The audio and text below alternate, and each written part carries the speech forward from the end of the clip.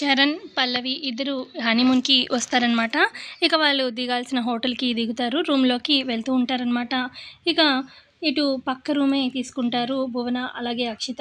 వాళ్ళేమో ఇటు చరణ్ వాళ్ళు, పల్లవి గుర్తుపట్టకుండా ఉండాలని చెప్పి బుర్కా వేసుకుంటారు ఇద్దరు. ఇక వేసుకొని ఇంతకీ మన రూమ్ ఏది అని చెప్పి భువన అడుగుతూ ఉంటే, ఇదిగో ఈ చరణ్, పల్లవి వీళ్ళిద్దరు దిగారు కదా! పక్క రూమే మనది అని చెప్పి అంటుంది అక్షిత.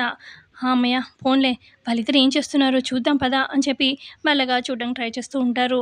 ఆ తర్వాత ఇక ఈ సాయంత్రం అలా అయిపోతుందనమాట. ఇక రిసార్ట్ బయట క్యాంప్ ఫైర్ అది చేస్తారనమాట. రిసార్ట్ వాళ్ళు ఏర్పాటు చేస్తారు. ఇక చూద్దాము అని చెప్పి చరణ్, పల్లవి రెడీ అయ్యి బయటకి వస్తారు. భలే ఉంది కదా ఇక్కడ అని చెప్పి పల్లవి, చరణ్ అలా చూస్తూ ఎంజాయ్ చేస్తూ ఉంటే అక్కడికి వస్తారనమాట బుర్కా వేసుకొని అక్షిత, అలాగే భువన. ఇక అక్కడ ఒక బాయ్ ఏమో వచ్చిన వాళ్ళందరికీ కూల్ డ్రింక్స్ అవి సర్వ్ చేస్తూ ఉంటాడు. ఏ అబ్బాయి ఇట్రా ఇట్రా అని చెప్పి అక్షిత, భువన పిలుస్తారు.